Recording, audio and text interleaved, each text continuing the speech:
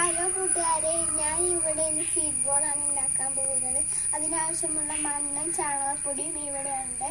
ചാണകപ്പൊടിക്കും മണ്ണിന് നനവുള്ള കാരണം ഞാൻ വെള്ളം എടുക്കണില്ല.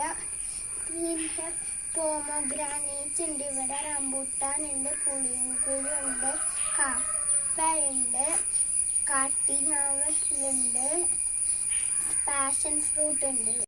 ഇനി നമ്മൾ ചാണകപ്പൊടി മണ്ണും കൂടി മിക്സ് ചെയ്യണം.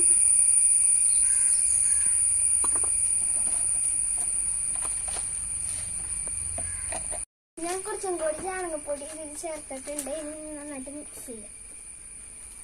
പൊടി മണ്ണ് ഞാൻ ബോളുകളാക്കി വെച്ചിട്ടുണ്ട്. ഇനി അതിൻ്റെ ഉള്ളിൽ നമുക്ക് എങ്ങനെ വിത്ത് വെക്കണേന്ന് നോക്കാം.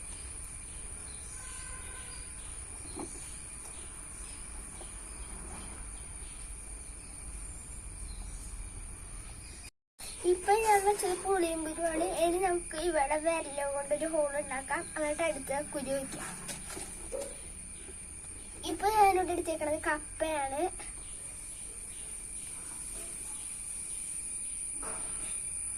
ഇതുപോലെ നമ്മൾ ഓരോ ബോളുകളിലും വിത്ത് വെക്കണം.